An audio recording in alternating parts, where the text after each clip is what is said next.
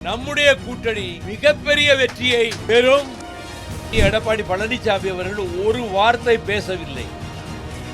தமிழ்நாட்டுக்கு சாதகமாக எந்த முடிவையும் அவர் அறிவிக்கவில்லை. பாரதிய ஜனதாவுக்கு எடுபிடி போல இருந்து கொண்டுதான் அந்த நிகழ்ச்சியை நடத்தி காட்டினார்கள். நேற்று திடும் பிரவேசமாக உள்துறை அமைச்சர் அமித்ஷா சென்னைக்கு வந்து கமலாலயத்துக்கு மாலையிலே சென்று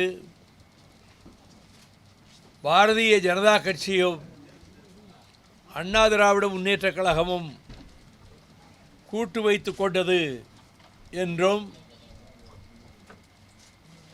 பாரதிய ஜனதா கட்சிக்கு தமிழ்நாட்டு தலைவராக நெல்லை சட்டமன்ற உறுப்பினர் நயினார் நாகேந்திரன் அவர்களையும் அறிவித்து கூட்டணி அமைந்துவிட்டது என்ற ஒரு செய்தியை வெளியிட்டிருக்கிறார்கள்.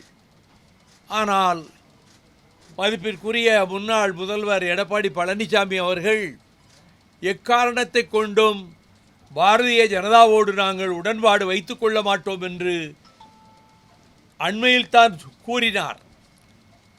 அதற்கு பின்னர் பாரதிய ஜனதா கட்சியினுடைய சில கொள்கைகளை எல்லாம் விமர்சித்து பேசினார்.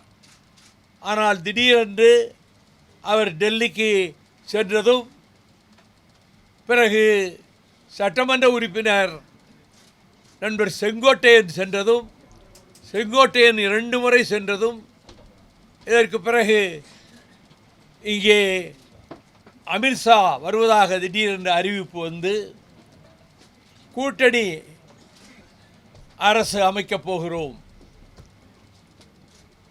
அதிமுக தலைமையில் கூட்டணி என்று அந்த வார்த்தையும் சொன்னார்.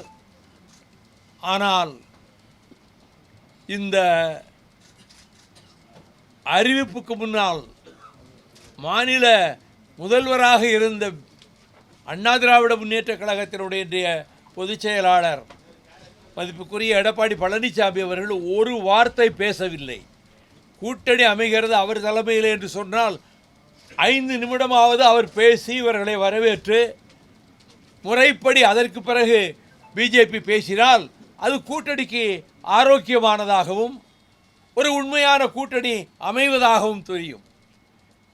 அவர் மௌனசாமி போல பேசாமல் அமைதியாக அமர்ந்துவிட்டு முழுவதையும் அமித்ஷா அவர்களே பேசி சில கேள்விகளுக்கு சொன்ன பதில்களெல்லாம் தமிழ்நாட்டுக்கு சாதகமாக எந்த முடிவையும் அவர் அறிவிக்கவில்லை என்பதையும், இந்த கூட்டணி எக்காரணத்தை முன்னிட்டும் பிஜேபியோடு சேரமாட்டோம் என்று சொன்ன மதிப்புக்குரிய எடப்பாடி பழனிசாமி அவர்கள் இப்பொழுது இப்படி திடீரென்று அவர்கள் முடிவெடுத்து அறிவித்திருப்பதும், இது நிலைக்குமா, இது நீடிக்குமா, அல்லது ஒரு 3-4 மாதத்துக்குள் அவர்களுக்குள்ளே ஒரு கருத்து வேறுபாடு உருவாகி குலையுமா, எதுவுமே தெரியாது.